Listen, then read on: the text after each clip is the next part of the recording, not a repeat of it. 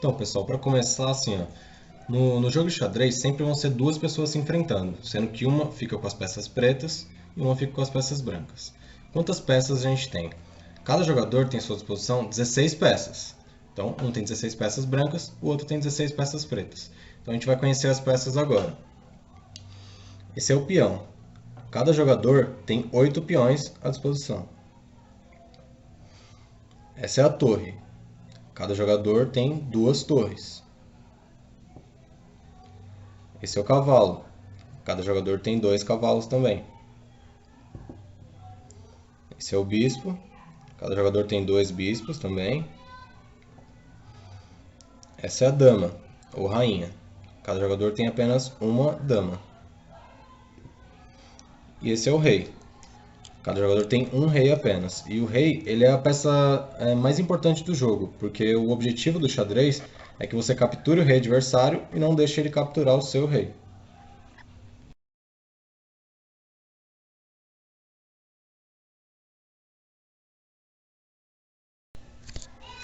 Então, pessoal, esse aqui é o tabuleiro de xadrez, né? Ele tem 64 casas e sempre intercalando uma casa branca e uma preta. No caso aqui é uma branca e uma verde, né? Então, a gente já conheceu as peças, agora eu vou mostrar onde fica cada peça quando você for montar um tabuleiro para jogar com alguém. Nessa linha aqui, você vai colocar os seus 8 peões. Os peões eles vão ocupar todas essas casas. Então, a gente vai colocando aqui, ó, todos os peões.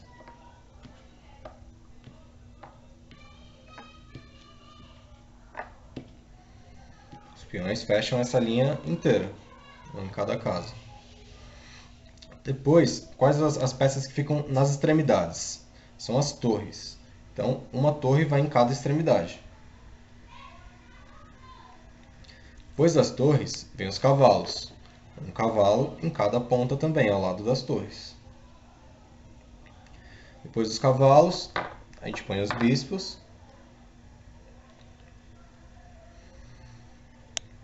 Depois a gente põe a dama. O que acontece? A dama, no caso aqui eu estou arrumando as peças brancas. Sempre a dama branca fica na casa branca. E o rei fica ao lado dela. Então sempre a dama branca você vai colocar na casa branca. E quando você for colocar o tabuleiro, sempre uma casa branca tem que estar à sua direita. Sempre você tem que observar isso. Você não pode colocar ele invertido. Tem que estar a casa branca à sua direita. Todas as peças estão nos locais, as damas nas extremidades, depois os cavalos, bispos, rainha, rei, os peões na frente. Nisso você montou seu jogo completo e do outro lado tem as peças do adversário que estão da mesma maneira. O importante ressaltar é que sempre as peças brancas começam. Então, o jogador que está com as peças brancas, ele que vai fazer o primeiro movimento durante o jogo.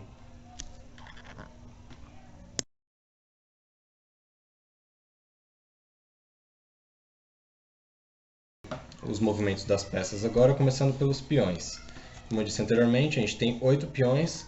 E como funciona o peão? Como ele se movimenta? Toda vez que você for movimentar o peão pela primeira vez, você pode andar 2 casas para frente.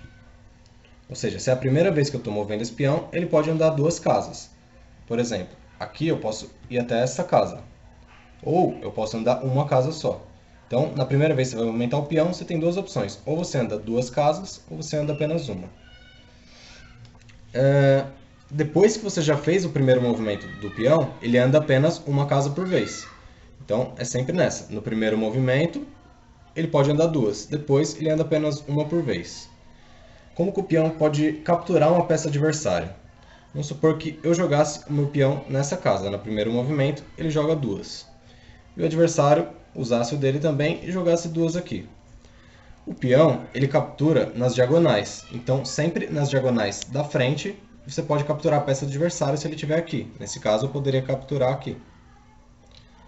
Tem uma coisa sobre o peão, que ele é a única peça que não pode andar para trás. Então, a partir do momento que você andou para cá, essas casas você não vai andar mais. O peão ele não anda para trás, ele só anda em direção ao campo adversário.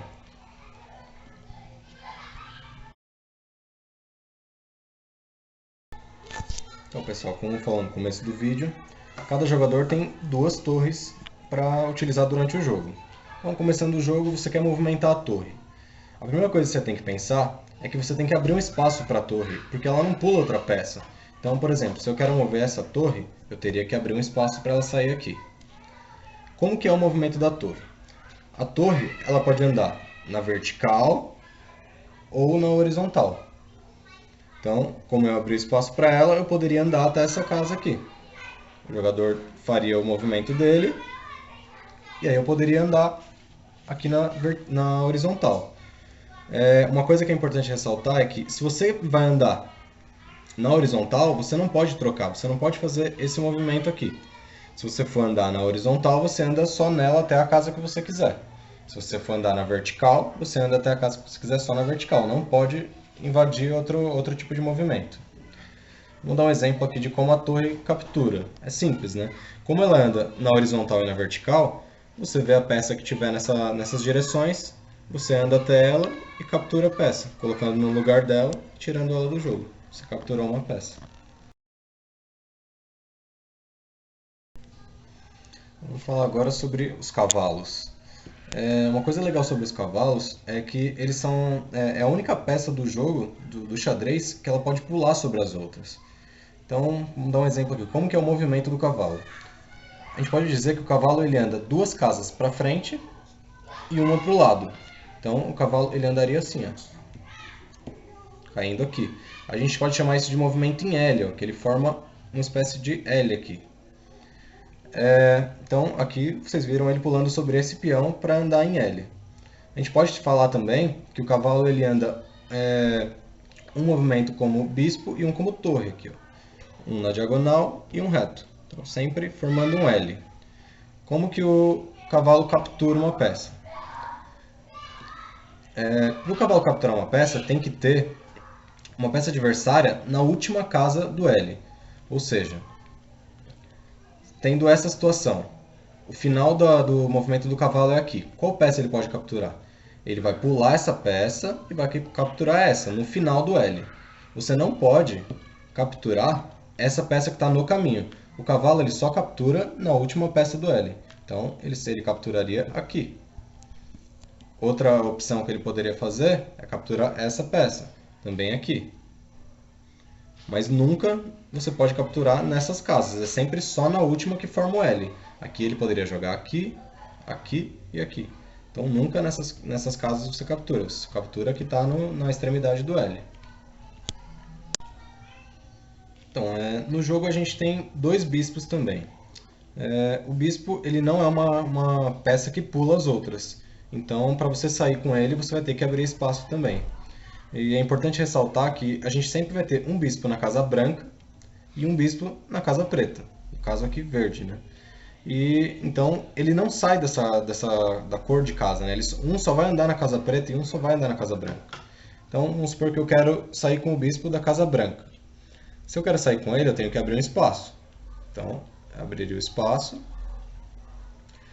Agora, como que é o movimento do bispo? O bispo, ele anda nas diagonais. Então, esse aqui é na diagonal branca, ele vai poder andar parar em qualquer casa dessa diagonal. Então, poderia andar na diagonal, quantas casas quiser. Só é importante ressaltar, você não pode, assim como no caso da torre, cortar movimentos. Por exemplo, você não pode andar nessa diagonal e vir parar aqui. Se você está indo nesse sentido de movimento, você não pode mudar a direção que você está indo. Você só pode andar assim. Então, vamos supor que minha peça está aqui. Eu posso tanto mover nessa direção quanto nessa, mas eu não posso fazer atalhos assim. Ok? Só numa direção.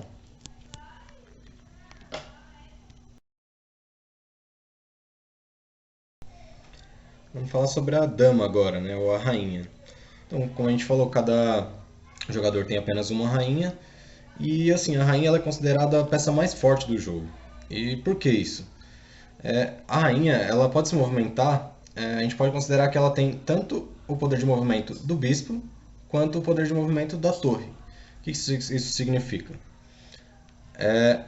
A rainha ela pode andar tanto nas diagonais, quanto na horizontal ou na vertical. Então, ela pode andar em qualquer direção que ela quiser.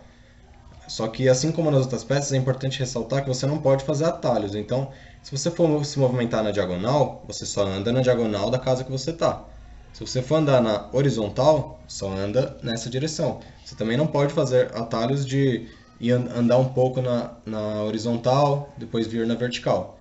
O sentido de movimento que você está fazendo tem que ser mantido até o final do movimento da peça. Então, vou dar um exemplo aqui de como ela captura também, né? Como a gente deu das outras. Tendo o peão do adversário aqui. Como ela anda na diagonal, ela poderia capturar essa peça aqui. Também, outro exemplo. Se ela anda na horizontal também, assim como a torre, ela poderia capturar aqui. Então, resumindo, é isso. Ela tem tanto o movimento da torre quanto o movimento do bispo. Como foi falado anteriormente, cada jogador tem apenas um rei e o rei ele é a peça mais importante do jogo. Por que isso? O objetivo do jogo de xadrez é você capturar o rei adversário. Então, pensando isso, você tem que usar todos os seus recursos, ou seja, todas as outras peças que a gente já mostrou, para proteger o rei. Se você perder o rei, você perdeu o jogo. Então você tem que usar todos os seus esforços para proteger essa peça. Apesar do rei ser a peça mais importante, que você não pode perder, o movimento dele é muito limitado. Eu vou colocar ele aqui na frente só para demonstrar como é o movimento do rei. O rei ele pode andar em qualquer direção, ou seja, ele pode andar na diagonal, pode andar na vertical, na horizontal, tanto para frente quanto para trás, assim como as outras peças, exceto o peão. Só que ele só pode andar uma casa por vez. Então, quais os movimentos possíveis se ele estivesse nessa casa? Ele poderia ou andar para cá, ou andar para cá, ou para cá. Ou seja, só um movimento por vez em qualquer direção. Então é um movimento muito limitado. O que é aconselhado, como ele é uma peça muito, a gente pode dizer, frágil, você tem que usar todos os seus recursos para proteger essa peça. Porque sem ela você já perdeu o jogo. Então o objetivo é que você derrube esse do adversário.